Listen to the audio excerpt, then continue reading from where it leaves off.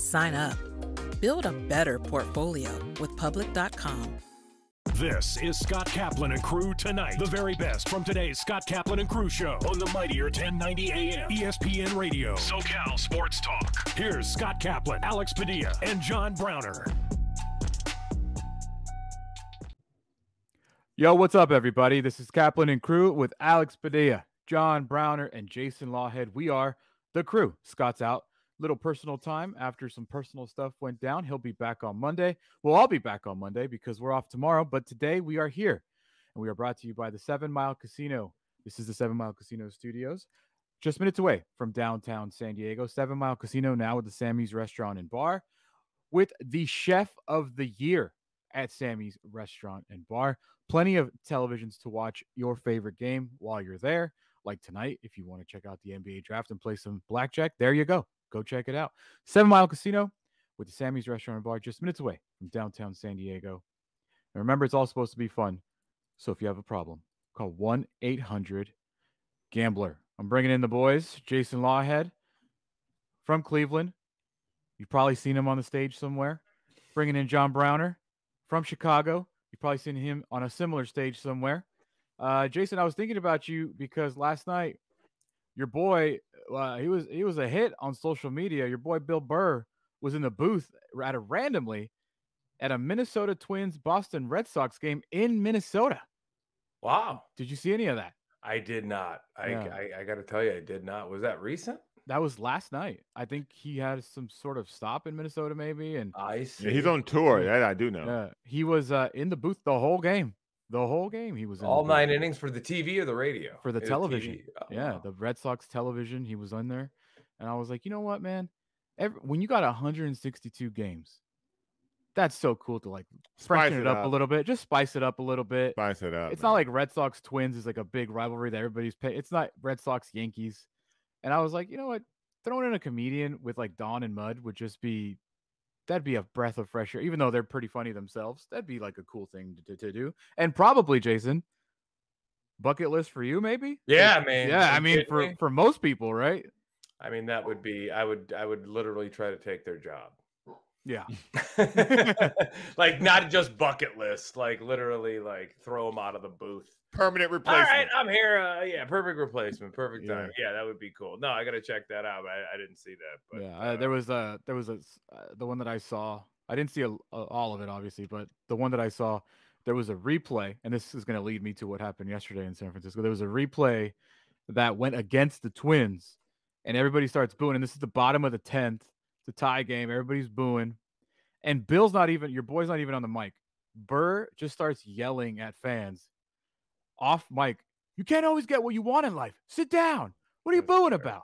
It's clear. Like, it's just hilarious, dude. Like, because that feels like, I don't know if that's a bit that he is or if he's just always like that. But anyways, speaking of replay, boys, should we just get into it? Should we just jump straight into it? Do you want to go there? Or is there anything else top of mind, Browner, Lawhead? I'll let you guys lead. We don't have to start there because I'm sure we'll spend most of our time on what happened last night in San Francisco. Obviously, they're playing right now or they played earlier. But is there anything else top of mind, Browner? I know tonight's the NBA draft. Are you a draft nerd? You're going to sit around and watch the draft all day? This is the first time. I'm going to watch the entire thing. Absolutely. Hey, thanks, Siri. Siri. This is did you hear me say, hey, Siri? No, but you just did. And then it didn't work when I said it. Dude, they're listening. They're listening. We know that. This is the first time I won't know. I could usually do the first 20 picks. Yeah. Off the top of my head of who's going to be taken where. Because I love it. This is the first year I don't know any of these guys, man.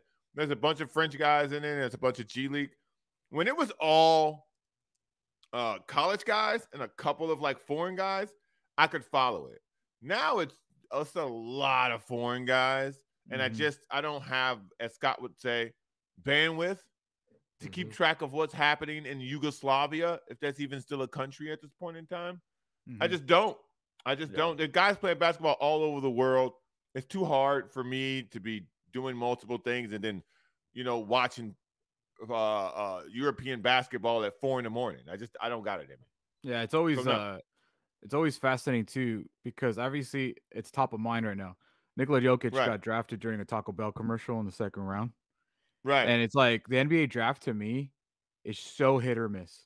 It's so hit or miss. It's mostly miss. Right. It's mostly miss. It's really become 80% miss. Right. I mean, once you leave the lottery, you're not even like people don't even take you serious anymore. Even the back end of the lottery. I mean, ever since the one and done, I mean, they were better off allowing straight from high school to go in, and that made the lottery deeper and more interesting because then you at Jason, least let me get closer to that microphone. I'm sorry. Yeah.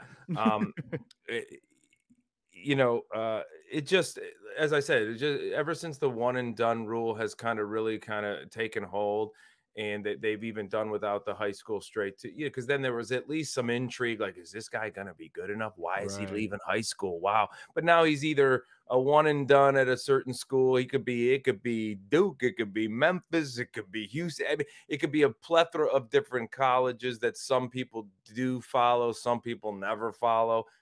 Obviously the foreign invasion with Europe and everything that is so off the radar to the regular basketball fan that even keeps an ear to college basketball so it's just even the back end, the lottery used to be so great when guys stayed at least 2, maybe 3, sometimes even a top pick would be a 4-year guy at a lot of instances. And when the lottery started, it was incredible.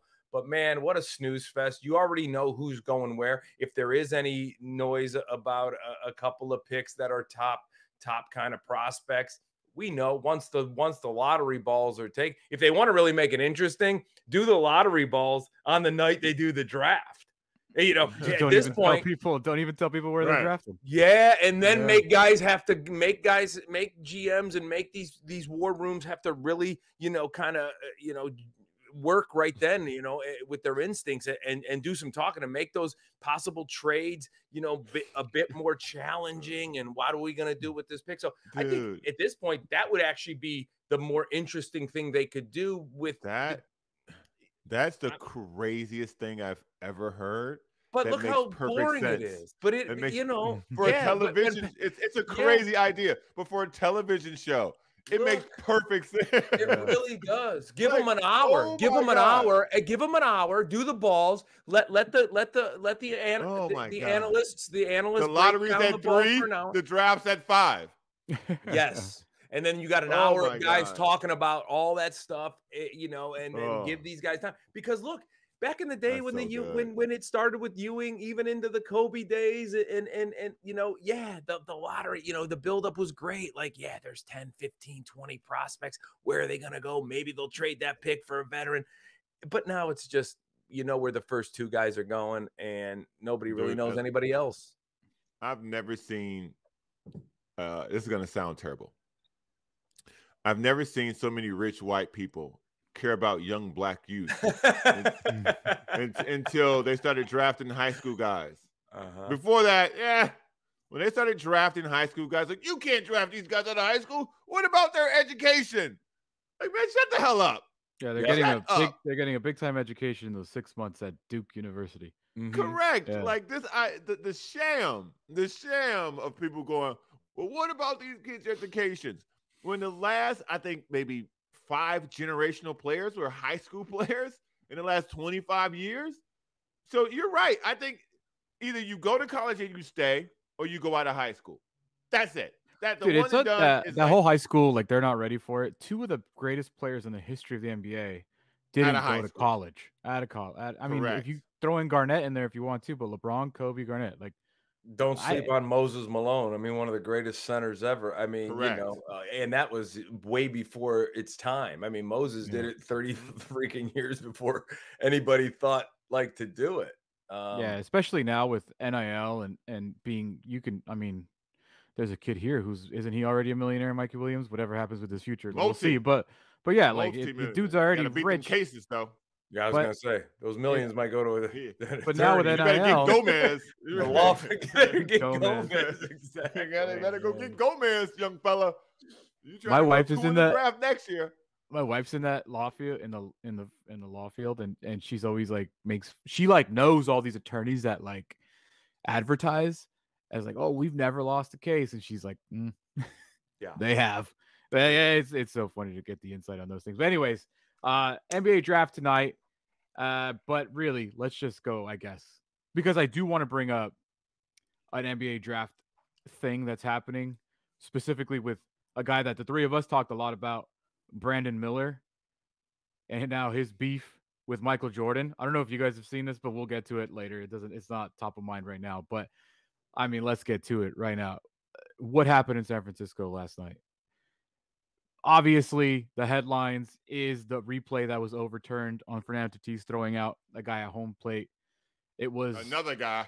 It was an egregious, ridiculous overturn, because that to me is the significance of the entire call. It was overturned as a clean out at home to Gary Sanchez blocked home plate. That to me is the biggest egregious part. If the ump said Sanchez blocked him and they just kept it, I maybe would be able to live with it, even though I still think it's a ridiculous call. I think it's a ridiculous rule. First of all, I get Buster Posey's ankle got blown up into a million pieces, but a home plate collision was one of the best things that happened in baseball. I mean, yes, it was one of the most exciting plays ever. I mean, they're wearing pads and stuff. The inside the park home run. Yeah. So let me play you the play. Let's just start there. And then I'll just get you guys' initial thoughts, because to me, the only reason Gary Sanchez moved to the left was because the ball went to the left. That to me is the only reason why he even moved that way. And then this guy was so out. He tagged him at the edge of the circle. Like, it wasn't even near the box. He was so out.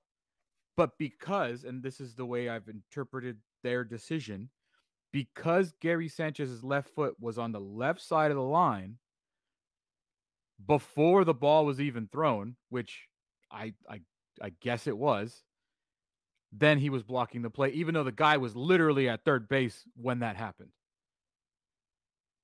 And now I will read you the rule. I'll read you the rule. Yeah, there we go. Yeah. I'll read you the rule straight from MLB.com. I'll read you the whole thing, and then I'll read you what I highlighted, Browner. The base runner is not allowed to deviate from his direct path to initiate contact with the catcher. Runners are considered to be in violation of this rule if they collide with the catcher in cases where a slide could have been used to avoid the collision if the umpire determines that the runner violated this rule, blah, blah, blah. Here's what affected the Padres. The catcher is not permitted to block the runner's path to the plate unless he's in possession of the ball. Though blocking the path of the runner in a legitimate attempt to receive a throw is not considered a violation. The runner can be ruled safe if the umpire determines the catcher violated this rule. But per a September 2014 memorandum, the runner may still be called out if he was clearly beaten by the throw. That's the rule, Browner. Go for it. I don't understand how you could go to New York, get this ruling, and that's the rule, and misinterpret anything than what we saw. The guy was out by a mile. Mm-hmm. Let's just use common sense now when we're doing rules, okay? If there's no actual collision at the plate, the guy is so far from even getting to the plate that you can't block something if no one's near it. What are you blocking? Like, what? Was Gary Sanchez actually blocking the plate? No, he was not. So at this, what's the rule? What are we gonna do? This makes no sense to me. Now, this is way worse than what happened in Texas the other night. That I understand. Right now, that right there, that I understand, that I get. That's closer. You have the right to review that because that's kind of weird in a way. Like, he is kind of blocking the plate, but not really. Not really at all. But not really. Actually, not at all. Not really. He's behind the plate. He's literally behind the plate. He's behind the plate. He's behind the plane of the plate. Yes. And if the runner isn't going to take the baseline, then it should that rule should be thrown out. Look how wide that base runner in last night's game is coming around the side. He's on the grass coming at a back angle. He's trying to get the back of the plate. If you can't try to put your body in front of a runner that's trying to go that far around the baseline, I get it. If you want to stop the collision right in front of the plate, he's got enough, even when he makes a big wide turn, he's got enough room to come back from 90 feet to get onto that baseline in the last 10 to 20 feet to make a straight line to home plate. And if you block it without the possession of the ball already, I can see trying to eliminate that collision. But look how far, if you can run that replay again, look how far he is out on the grass. He never makes an attempt to get back to the white chalk line. He's trying to get how do you concede that to be he's not making a baseball play. The runner is not making a baseball play. Yeah. I don't even think that should be reviewable. I think what they should do is make that a judgment call on the field. Don't make it reviewable. If the play is out, then let the Giants manager, let Kaplan come out and throw a fit like the old days. So I'm glad you said that, because I did not know this. The umpire at home plate talked to the pool reporter at the end of the game, and he said umpires are instructed to never call a blocking call ever. They told us replay. Don't look at it. It's meant for replay. It shouldn't be. So baseball's already telling umpires, forget the rule. If it's egregious, they'll review it and let us handle it. That's not the way anything should be. And now they've blown it, because that's not even close to egregious, which is a joke. Let's keep this very simple. Let's keep this very simple.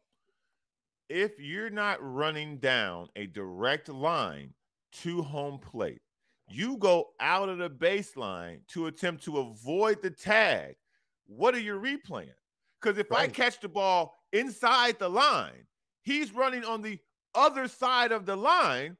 I have to then extend my body to reach him for the tag. End of discussion. So when they went to New York, what were they looking at? Let's keep it even more simple. Please do. More simple. You said it already. We all said it. He was so clearly out, and it says in the rule. It says in the rule. I'll put it up. They even they put an addendum in the rule. The runner may still be called out if he was clearly beaten by the throw. It was in the rule. You're telling me that if that runner didn't come from the grass, if he was down the line, it wouldn't have made a difference. He was clearly beaten by the throw. Let's just start from the beginning. Well, that's how simple. Obviously, has no responsibility on the runner. The runner gets to be whatever he wants to be in this rule interpretation, and everything. Exactly, and everything is the burden of the catcher in every instance, which is it's unfair. It's unfair to balance. There's no balance to that rule that the runner has all of these ways to attack home plate, but the catcher has to be in this perfect position, and we're going to review it with a fine-tooth comb to see if he is. Yeah, I mean, listen, everyone's going to say that's why they lost the game, which I guess in theory they did, because it would have been 1-0. The game ended up 4-2. They didn't score. Well, they gave that run. They just gave them the run, and they go back-to-back singles, and they get it's 4-0. At that point, everybody knows the game's over because the Padres are weak-minded, and there's no fight in them ever, so the game's already over. Yeah, we get to that. Like, that's a whole other thing. And I still don't. Let's say that for the next. At the end of the day, you got to score runs, right? At the end of the day, they didn't lose because of that one play. They lost because they got a runner on base every single inning in the first 6 innings and grounded into double plays or ran themselves out of the inning in the most stupid ways possible, including Manny Machado displaying what not to do on the base pass ever. So that's not why they lost the game. It is a reason why they lost the game, but it's not why they lost the game. This team can't hit. Anyways, sad part is Gary Sanchez makes a really good defensive play. Yeah, finally. Yeah, but now he can't hit either. It's not that they can't hit; it's that they don't get timely hits. If they got 4 hits a game, but all those hits were timely, no one would care that they were batting what they're batting. I think if they were batting that, Giants are, what are they? Third in baseball with runners in scoring position, and look at the difference it makes. That's and that's all the difference, because these guys can get on base. They've got guys who get a lot of walks. They got guys who can get hits. The problem is they can't do that one after the other after the other. I'm gonna show you a slide. Overarching problem. 100% Browner. I will show you a slide that goes along with that in the next segment. Of the top 4 guys, not including Tatis because he's actually okay, and he's always the one on base anyway. So he's always the one like, hey, bring me home, would you? We will get to that here in the next segment. We're also going to be joined by our good friend Casey Stern, who has his own baseball podcast and who's a fan of the Mets, who he's probably dealing with the same stuff we're dealing, because, I mean, when you look around baseball, there's 3 of the most disappointing teams, if not the most disappointing teams in baseball, are the Mets, the Padres, and the Cardinals. 3 teams that were expected to be serious contenders and 3 teams that are terrible. So we will talk to Casey coming up. We will show you some slides more about how bad the Padres are struggling with runners in scoring position, and we'll get to a bunch more stuff when we come back. This is Kaplan and Crew. We're brought to you by 7 Mile Casino. Go check them out. Just minutes away in Chula Vista, from downtown San Diego in Chula Vista. 7 Mile Casino. This is Kaplan and Crew. Go to kaplanandcrew.com. You're watching Kaplan and Crew Tonight, powered by the mightier 1090 AM, ESPN Radio, and YurView, featuring the best sports talk in SoCal.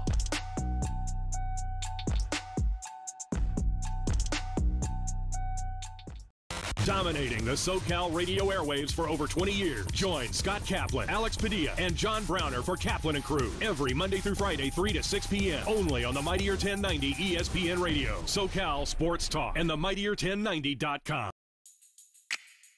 There's far too many people suffering on the streets, and so we're about helping people find that bright and immediate and safe and healthy pathway off the streets. Our mission is to alleviate the suffering of homelessness throughout San Diego County. We raise money to fund, activate, or lead high-impact homelessness programs, and there's close to 20 different employment and job training programs that we've funded.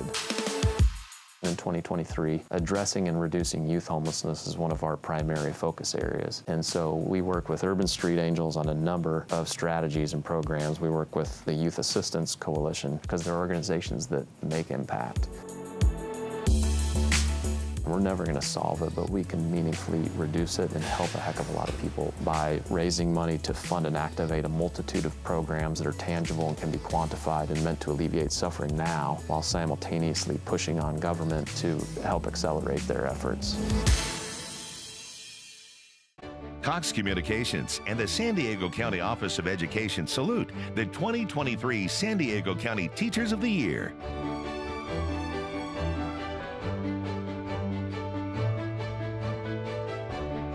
Cox presents Salute to Teachers. Be inspired by their stories and celebrate their accomplishments in a 30-minute education special. Watch Cox presents Salute to Teachers only on YurView. Since 1975, San Diegans have trusted the Murray-Lampert family for their home remodeling projects. We continue our commitment to deliver high-quality home remodeling and construction to our customers without an expensive showroom. When you're adding companion units or ADUs to bring value to your home, our team has the experience to handle everything. Plus, our strong relationships with the city makes adding on easier for homeowners. Visit murraylampert.com for your consultation. Here at our New Teeth Now Center in San Diego, we specialize in reconstruction and giving patients back their teeth in the same day. We have a center where not only you have oral surgeons trained in surgery doing your procedure, but at the same time we have trained lab technicians in-house. We have general anesthesiologists to help you with your anesthesia. And we're able to bring everything in-house to recreate patients' smiles. Our specialty really is zygomatic implants. This procedure allows us to really deliver teeth to patients who otherwise have been told they would never receive teeth in their life. Thanks to New Teeth Now, I love my smile. I don't even feel really different. The proof is right here. For our patients who have been apprehensive about coming back into dentistry, we want to tell you that we are the premier center to take care of you here. We want to make sure that you're well taken care of from the first minute you call us to the minute you come and meet us for a consultation. I can smile, I can laugh. It's brought me back, and I'm so thankful for that. You're watching Kaplan and Crew Tonight, powered by the mightier 1090 AM, ESPN Radio, and YurView, featuring the best sports talk in SoCal.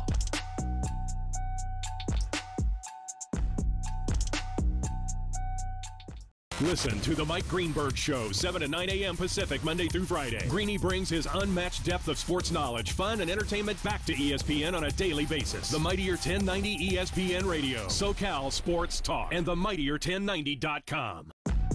We'll be right back with more of Scott Kaplan and Crew Tonight. The very best from today's Scott Kaplan and Crew Show on the Mightier 1090 AM, ESPN Radio, SoCal Sports Talk. This is the Rugby Odds, where an unlikely punted panel of a wordsmith, a WWE legend, a rugby star, and a supermodel scour the globe, seeking best bets and bad behavior. Are you not entertained?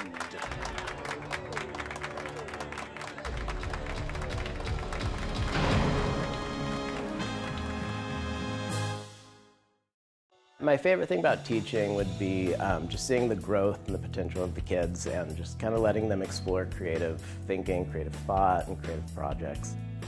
Me and my dad went to Patrick Henry High School, and we have other team members who also went to Patrick Henry, and their kids went to Patrick Henry. Rachel was one of my students, and during my graphic design class, she actually developed a redesign of the Murray Lampert logo, which is how I learned about Murray Lampert. Early on, she showed a lot of just kind of a awareness of design. We've been very active in especially the San Diego Unified School District. I was on one of the boards for a few years. We've participated in middle school in Patrick Henry.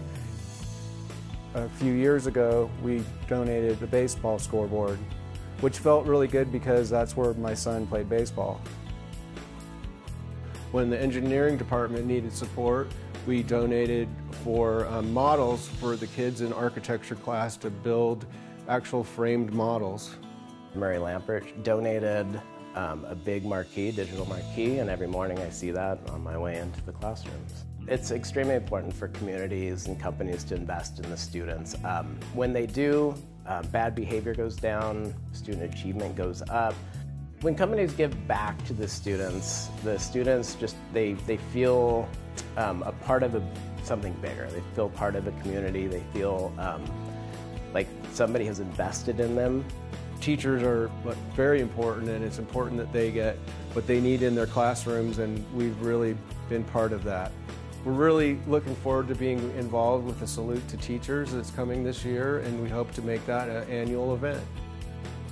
The philosophy of integrity here at Murray Lampert is always doing the right thing, even when someone isn't looking.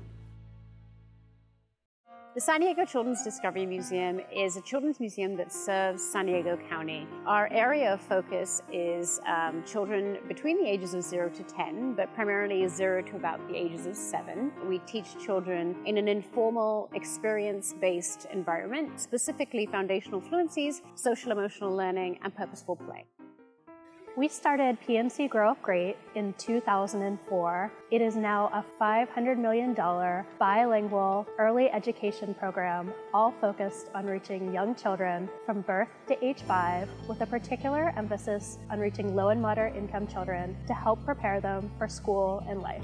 And we've been looking for partners, and that's how we got to the San Diego Children's Museum. They specifically have a new mobile unit where they bring STEM-related educational services to kids that can't make it to the museum. We both believe in bringing innovative platforms of learning to children all over the county. I think I'm going to build a castle. Here at our New Teeth Now Center in San Diego, we specialize in reconstruction and giving patients back their teeth in the same day. We have a center where not only you have oral surgeons trained in surgery doing your procedure, but at the same time we have trained lab technicians in-house. We have general anesthesiologists who help you with your anesthesia. And we're able to bring everything in-house to recreate patients' smiles. Our specialty really is zygomatic implants. This procedure allows us to really deliver teeth to patients who otherwise have been told they would never receive teeth in their life. Thanks to New Teeth Now, I love my smile. I don't even feel really different. The proof is right here. For our patients who have been apprehensive about coming back into dentistry, we want to tell you that we are the premier center to take care of you here. We want to make sure that we are well taken care of from the first minute you call us to the minute you come and meet us for a consultation. I can smile, I can laugh. It's brought me back, and I'm so thankful for that. Since 1971, the LGBTQ Center OC has been a pillar of the Orange County community, proudly empowering and advocating for the queer individuals and families who need our support. We've sustained a safe space for the community for more than 50 years and continue to grow the wealth of resources that the people of Orange County rely on. It's true that it gets better. Until it does, the LGBTQ Center OC is here, and we've got you. The San Diego Children's Discovery Museum is a children's museum that serves San Diego County. Our area of focus is children between the ages of 0 to 10, but primarily 0 to about the ages of 7. We teach children in an informal, experience-based environment, specifically foundational fluencies, social-emotional learning, and purposeful play.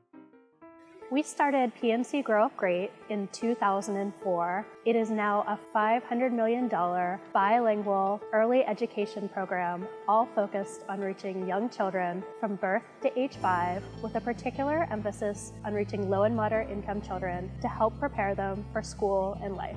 And we've been looking for partners, and that's how we got to the San Diego Children's Museum. They specifically have a new mobile unit where they bring STEM-related educational services to kids that can't make it to the museum.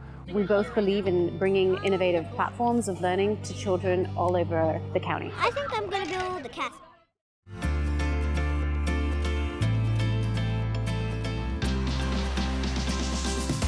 We're adopting dogs from local shelters, training them for post 9/11 combat veterans, and we're able to donate these trained dogs to deserving veterans in need. Service dogs can range anywhere from $15,000 to $35,000, $40,000. And for someone getting out of the military that's seeking support and help, having that sort of price tag is daunting. So we really wanted to be able to support the veterans to make sure that they're getting a dog that they need in their life at no charge. You know, I was in a very dark place. I was having suicidal thoughts, and I really needed an immediate help. We don't know if tomorrow is going to be there for us. So I found Shelter the Soldier online, and I reached out, and somebody contacted me within 24 hours. And in the next couple of weeks, I was already in the program meeting dogs. YurView Community Spotlight is brought to you by Bill Howe Plumbing, Heating, Air, and Flood. Over 1,000 young people are without shelter in San Diego every night. The Lucky Duck Foundation is here to change that. They're my structure. I feel like I had a safe haven, I had family, even though they're not blood, they were there for me. By getting all the support that I have today, I feel like my future is going to be better than ever. I'm currently going to school and employed. Donate today at LuckyDuckFoundation.org to provide housing, education, employment, and hope. Please share your luck.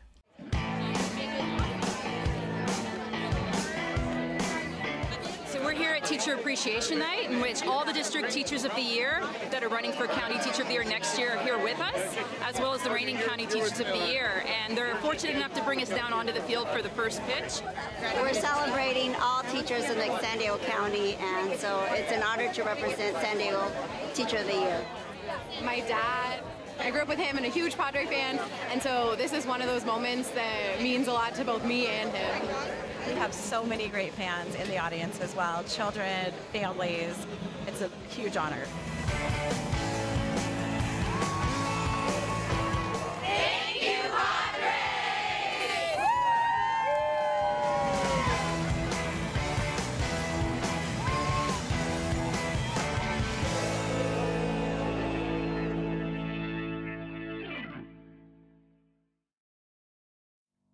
After an accident, you could be faced with a maze of confusion.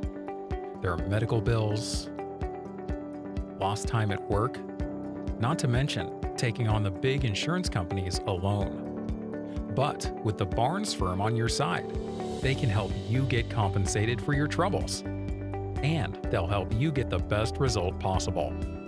Call the Barnes firm now at 1-800-8-MILLION for a free consultation. Welcome back. This is Scott Kaplan and Crew Tonight. The very best from today's Scott Kaplan and Crew show on the mightier 1090 AM ESPN Radio. SoCal Sports Talk. Here's Scott Kaplan, John Browner, and Alex Padilla. Hey everybody, welcome back. It's Kaplan and Crew with just the crew, Alex Padilla, John Browner, and Jason Lawhead with you guys today. Scott's back on Monday. We're all back on Monday because we're going to be off tomorrow as well.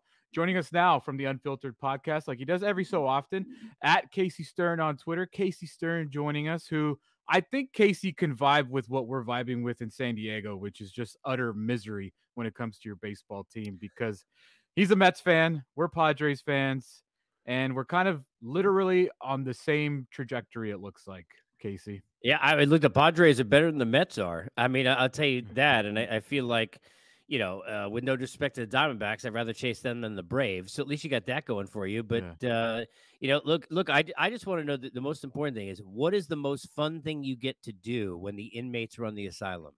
Because that's basically like when you intro and you say it's just the crew. It's just the crew, yeah. Like, it makes me think of, like, you know, like the inmates running the asylum. So like, what was what's the best part of that? Because, you know, we know Scott's gonna listen from somewhere. Was he on vacation? Right. Where is he's on vacation. Okay. I think he's out in the desert in like Palm Springs or something like that. Oh, yeah. And he 100% listens to it, because Of he course 100% does not trust us, even though we've done this.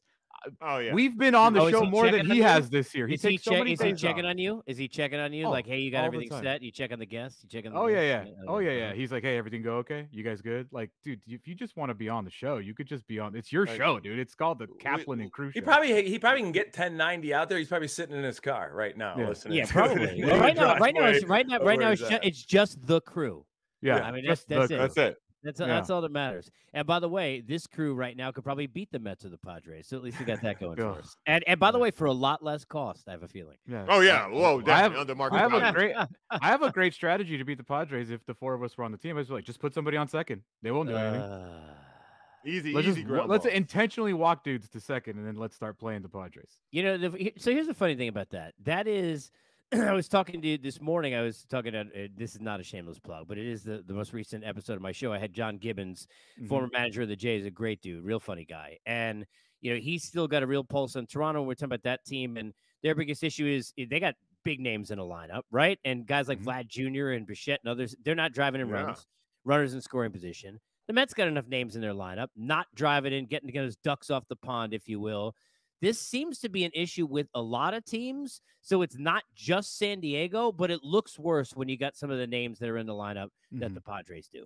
It looks worse. And by the way, it puts a lot more pressure on the pitchers. It's like a bad defense in the NFL when you're sitting there and you're the offense and you're thinking on 4th and 18, I got to go because that defense giving up points. Just imagine what it's like for that pitching staff if they know that you're not scoring runs. Makes it tougher. For sure.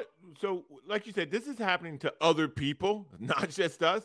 Correct. Are there other places that this is happening to? Are they questioning their manager as well? Well, how is it? What is it? Take me inside, because I look and I watched plenty. But what is being attributed to Baumel specifically in terms of, hey, the Padres are here and he's the reason why? Give me some of the reasoning. What is being said? One of the things that because I always see how he did this to me. He's the leader. He's the leader. I don't agree with this. He's the leader here.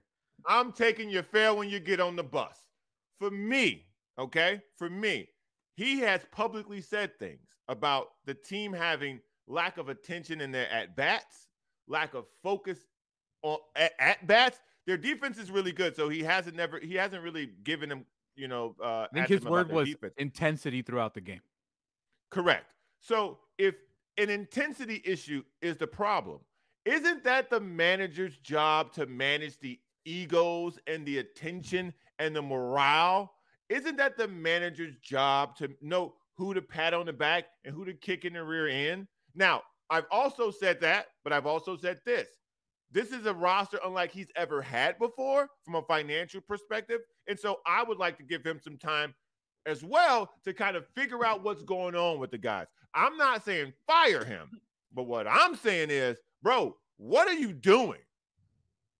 Well, first of all, what a manager in baseball does, this is not an NBA. You're not doing, out of bounds plays in the NBA. This is a different breed, right? A different thing. So they don't even make the lineups on their own anymore, if we're being fair, right? And we know not here. Okay. So really anywhere. I mean, honestly, there's no autonomy anymore anywhere. So when we understand that, what's their biggest job? Their biggest job is, to your point, it is a lot of X's and O's, but to manage people, right? Manage a roster for sure, but to manage the people. I'm going to take something Buck Showalter did just to show you how you're damned if you do, damned if you don't, that he's getting killed for in New York that happened about a week ago. So A week ago, they blew a 5-1 lead in a game against the Yankees. The Scherzer's on the mound, and bad loss. Team's been terrible. They're going bad. And afterwards, Buck Showalter was asked to kind of assess the play of the team. And he said he was proud of his guys because even though they're not getting breaks and things haven't gone right, he's seeing just as much fight, and he's proud of the way that they're coming to the park every day. He got slaughtered for that. He is still, I heard it brought up yesterday to me in an interview I was doing about the Mets. It's still getting brought up that he could dare say, heaven forbid, that he was proud of a team that's playing terrible. Reason I bring it up, he getting killed for that. Here's the antithesis, right? I'm not saying one is right or one is wrong because those guys are in the room and we're not. And the two teams are built very differently also, by the way. A lot more swag, a lot younger, a lot more of, I'll use the word Gibby said when he's talking about the Padres, more of like a renegade, kind of a rebellious attitude nature versus like, a lot of high-priced veterans and, guys are going to be Hall of Famers and All-Stars in a different manner, just different breed. I think a little bit slower in terms of the pace in New York, the way they handle themselves there. But here's Bob Melvin, who's doing the opposite. He doing what the Mets fans wanted Buck to do. And he laying somebody out and saying it's not good enough. And to me, what I think Bob Melvin is doing there is he's questioning the leaders in your room because everybody knows that, look, it's eyewash, dude. Like these managers it's a long season. This is not, football with 17 weeks. This is a long year. You don't got team meetings all the time. Guys are sitting there running their mouths to players the way these guys get paid at a level in this sport, and they're not listening after a while. But who will they listen to? They listen to the peers. And I think what Bob Melvin's doing is he's laying out, look, Machado, XB, you can go to Cronenworth, you can go to whoever you want. I'm not putting Tatis in a leadership role, but whoever you want to put in there. And he's asking those guys to set a better tone. The only way that you can kind of lay those guys out, I think, to kind of check them and put that on blast, if you will, is to do it publicly. And I actually think it's kind of a gutsy thing for Melvin to do. So from afar, I take more of the approach of what Bo Mel did, but I also understand what Buck was doing. But the only reason I bring it up is for fans who are listening in San Diego to understand that literally, you mentioned it, right? Very similar. Two teams, both bad, both are high price. A lot of people thought this would be the NLCS this year between these two, right? And Met fans in New York are killing Buck for doing the total opposite thing in the same situation that you just explained Bob Melvin did in San Diego. Yeah, it's really fascinating because obviously we're not watching Blue Jays. We're not watching Mets every single day. We are watching Padres every single day. And the thing about the Padres that I think it's a growing frustration here, Casey, is because they're in every game. They are literally in every game. They very rarely get blown out. They have a positive run differential. Can't say the same about the Mets. Can't say the same about the Cardinals. So the fact that you could basically, they have the best bullpen in the National League. They have the second fewest runs allowed in all of baseball. Their pitching is doing the job. It's literally, and obviously every game's different, but as a whole, it's that they just can't do it with runners in scoring position. The three of us have argued, not really argued, we all agreed, it's a mental thing. There's a mental block there. They can't get over it. As soon as someone gets on second or third base, they're allergic to doing anything positive. Xander Bogaerts is hitting below 200. Jake Cronenworth is hitting below 200 with runners in scoring position. How do you get out of this funk? How do you come together as a unit and just get out of it? Because it's not just them four, the Soto, Tatis, Machado. It's literally everybody struggling with runners in scoring position. Well, look, here's the good news. Everything you mentioned at the beginning of that conversation, and you're right, tells you you're close, right? Now, I know that doesn't make anybody feel a lot better because the record is what it is. But you're a lot further away, despite the record maybe being about the same. Now, look, the Mets are a little bit worse, but in some of these other cases, the Cardinals got no shot. They're in a terrible division, and they still got no chance. I mean, they get waxed by, God bless what the Reds are doing, but the Reds and the Pirates, and I have no idea what's happening there. You'd feel way worse if you're in that division, or better, because your record would put you in a better spot. Cruz, baby, that's what's happening. I love those kids. I love what they're doing in the CINNATI Cincinnati. But I just, let's be fair, the Cardinals are a disaster. The Padres are close. So what do? You got to get some luck. And sometimes you make it yourself, steal a base, go first to third, try and play a little small ball in some situations, right, where you're not getting runners in scoring position knocked in, and just find a way to just hit them. I know these are things that are antiquated in today's day and age. And when you mention something like that, somebody like in my mid-40s like I am, it's like, here's some old dude, if you're a younger person, talking. I'm not saying you got to bunt, but there are things called productive outs. There are ways, get a sac fly with a guy on third under 2 outs. A lot of times these teams like you're talking about, they can't do that either. That's not a hit. That's just making contact and understanding my job is to get the ball in the outfield. I think they just need a little bit of luck. But I actually feel okay about the Padres compared to the other teams. If you had me to rank kind of the disasters, I feel way better chasing Giants, chasing Diamondbacks. We know the Dodgers are going to be okay. If you're Padres and the way they've played and as close as they've played, then I do the Mets, who have looked decrepit in a division with Atlanta, right? And the way that I feel in St. Louis, where, look, if you can't catch up to the Reds and Pirates, forget you. So I think, to your point, they're close, but it's frustrating. You go back a week and a half ago, what, they win 2-3 in a row, 3 out of 4. Then they beat the Rays. Then they lose 2-3 in a row, 3 out of 4. Casey, I was just about to say, they just won a weekend series against the Rays, manufacturing runs, bunting, stealing base, like sack flies, like all heads that up base running on that Saturday game. Just stuff you from a team with that much talent on it, doing the little things. We were sitting around here like, okay, we got it now. We own it. We've won a bunch of series in a row. We've our pitching's been great all year. Our defense has been great all year. Here comes the hitting, and when it doesn't hit, look what we just did against the best team in baseball, who got power unmeasurable. Yeah. We bunted them to death. We ran the bases against them. Look at what the Giants did the last 2 games. The Tuesday, and now Tuesday night, they had 4 straight walks to win a game on a walk-off. Yep. Last night, 4 straight singles to get 4 runs after that horrendous replay overturn. So it's just. Oh, by the way, don't even get me started. The replay, don't even get me started. Oh, no, we about to, because baseball has. Because I can't. Go ahead. I don't know if I can handle it, but go ahead. Baseball has some of the most statistically driven, as a statistic for everything in baseball. What's the record for crushing losses in a row? Because we're now up to 3, with another one probably happening today. Because that thing at home plate last night, the rule tells you he's out. So what do? This is the second time in less than a week. The guy's out. In Chicago, the guy's out. In San Francisco, the guy's out. If you look at how far in advance of the runner being there, the ball is, he should be out on his own. That's not even a play that this rule is for. Now, ironically, there's the Giants, Buster Posey, the reason for this rule, with what happened with Cousins at the plate in a play where Buster's going to be, look, he's a Hall of Fame catcher. He was out of position. And that's the irony of the whole thing. But the Bruce Bochy one, not that it was not egregious yesterday, but I got to be honest with you. This one here, all right? I'm covering the game 20 years. And I said the other day, we're all Bruce Bochy in this. That's the worst call ever I've ever seen. Ever. He's behind the plate. I said that. And this bull nonsense, Still Stay Family show.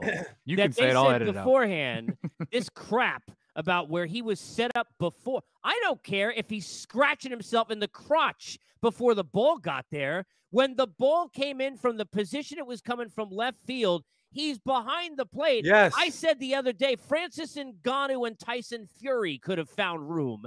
That's how much room Elvis Andrus had to get there, right? And that's a game. White Sox are going nowhere. No offense to the Shine shirt, right? They're going nowhere, right? But nowhere. The Rangers, that could mean everything. Who knows what's going to happen late in the season? That was as bad as it gets. Here's the problem with this play, all right? No one understands the rule. I'll use the dumb example I explained this morning. I know what a stop sign is. So do all of you. We have all not held for 3 seconds, rolled through one late at night. Geez, I didn't realize a cop was sitting there waiting. What we know what the rule is. It says stop. Yeah. This is what I'm supposed to do. You could ask every catcher in the game, every umpire in the game, every manager, go ask them to write down, explain to me this rule. Like, here's a college essay. You just tell me, what is this rule? And I'm telling you right now, and I think we all know it, everyone listening knows it, you get 100 different answers from 100 different people. No one even understands what the hell the rule is. Catchers don't know where they're supposed to be. We have no understanding of different umpires in different spots. And then you get the worst part is, I don't think umpires should have 100%, in terms of accuracy. You can't. I mean, look, we got some really bad ones like Angel Hernandez, but most of them are pretty good. But when I go to replay, that's a child asking a teacher for something. That's someone in court asking a judge for something. That is the person who governs it, who's supposed to tell me, don't worry what happened on the field, because I know what's right. When you go upstairs and the teacher's telling you George Clooney invented America instead of Christopher Columbus, because that's what just happened on that play, it tells you just what a joke show baseball replay is right now. An absolute disaster. Terrible. And Casey, we were talking about it earlier, obviously, and I totally agree with you. I mean, he's behind the plate. He's actually in legal guarding position in basketball if a shooter fell into him. Literally, that's how behind the plate he is. But why can't they logically, in the Padres instance, you know, this guy's the runner is 6 feet out on the foul ground grass. I mean, why can't they logically say, look, if you're gonna go for this block the plate rule, you've got to either be on the chalk or out to the edge of the cut of the grass, because theoretically, by that call, if a guy's going to run that far out on the grass and just go dive for the back of the plate, you can't go tag him no matter where you get the ball because you're blocking the plate. So every guy would just go all the way out and then just dive and tap the back of the home plate, which he was trying to do. And if you can't come around to try to tag a guy that's doing that and make a move, then just say, everybody gets the green light coming home on a slide is safe. It's crazy. Look, here's the craziest part about this, right? When these rules get put into place, and I'll go to instant replay in general, right? You go back to Armando Galarraga, right, and Jim Joyce, who was the umpire, who we remember was emotional afterwards. We lost the no-hitter because of the play at first base, right? And he's a very good umpire, and he was wearing it and feeling it. And we all felt it actually for him in that moment where we were like, okay, replays, and that was it. That was what was the straw that broke the back, and here comes replay. It's so that doesn't have to happen. We take that pressure off that umpire, right? We all believe in that. We all believe in that because that's a mistake that he knew looking back at it was wrong, admitted was wrong. He wasn't being a jerk about it. That's what it's for. So take that to this rule. If you don't want a catcher to get crushed by Pete Alonso, I'm just trying to think of somebody big, running around third base and bowling you over because of the old rule, which is I can run right into you, dive into you, like when Mike Socha used to take hits right as a catcher.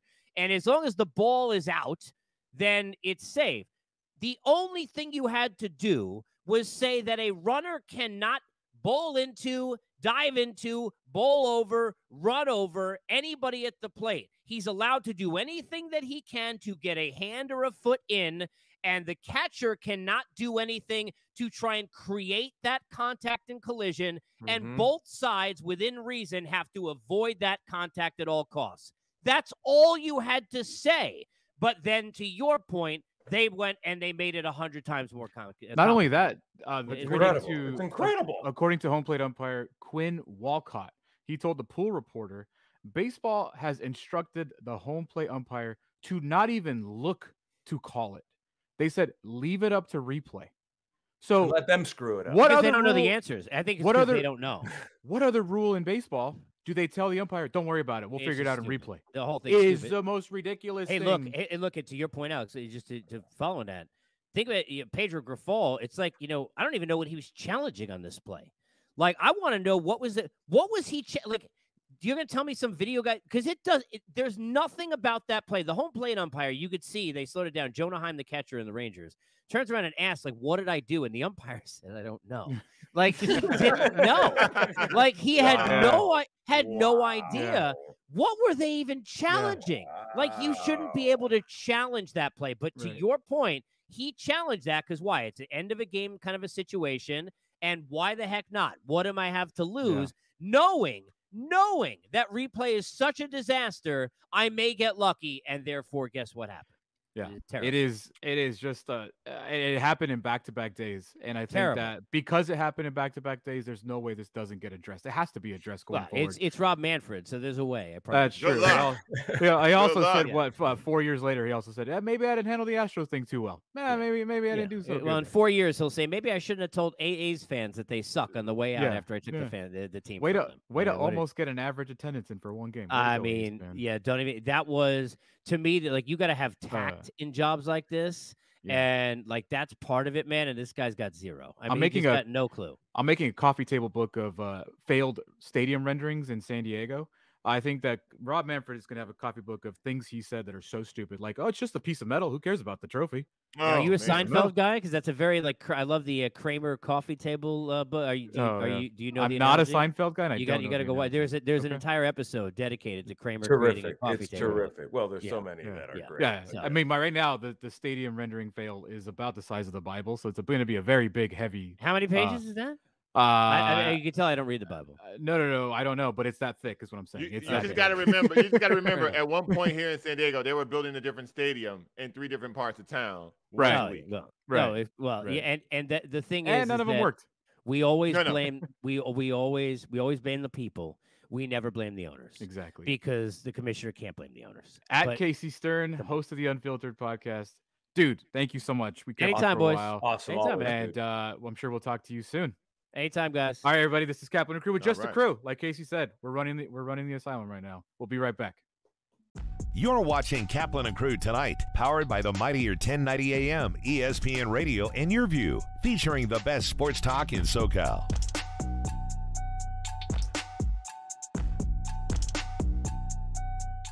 Locally owned and operated, not some bland, uninspired, corporate, cookie-cutter radio station crap.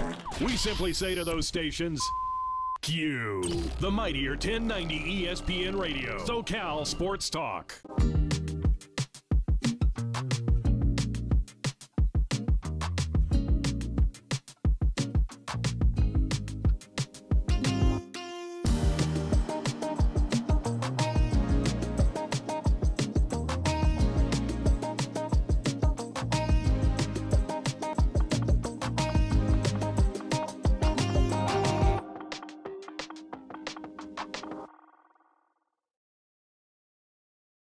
Great things can be achieved when a community comes together. Join Erica Cardenas on Doing More as she introduces you to ordinary people working side by side to confront tremendous challenges and make a positive impact in their community.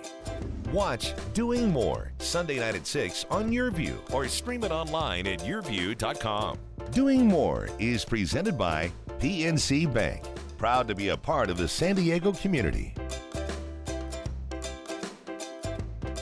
If you've been told that implants aren't an option for you, or you're looking at years of bone grafting treatment, I'm here to tell you there is a better alternative. At New Teeth Now, we are a one-of-a-kind surgical center that routinely places zygomatic implants. Zygomatic implants are placed in the cheekbone or the zygoma, completely bypassing the need for bone grafts.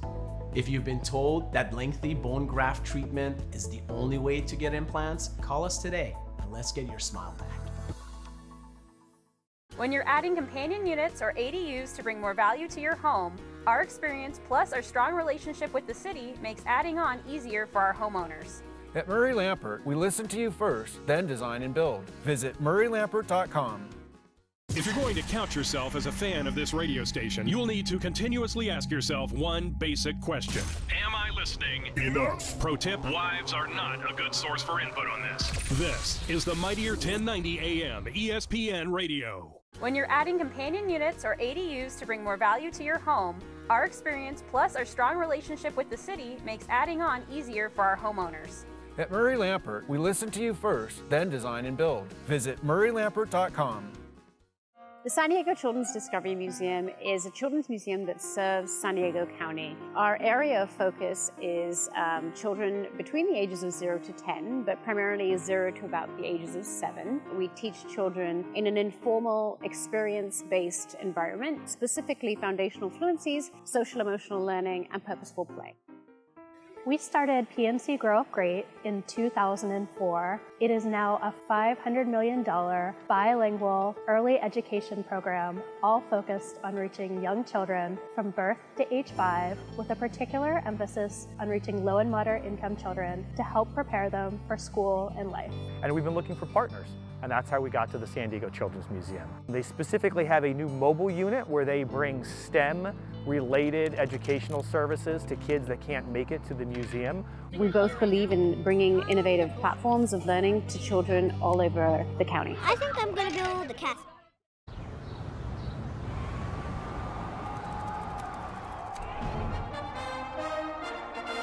From New York City comes America's longest-running and most popular rugby show. The biggest names in Major League Rugby, MLR highlights, and big match previews. Rugby Wrap-Up presents MLR Weekly, made in New York City. Thank you for joining us. Catch Scott Kaplan and Crew tonight from 7 to 8 p.m. Pacific every Monday through Friday. The very best from today's Scott Kaplan and Crew show on the mightier 1090 AM ESPN Radio, SoCal Sports Talk.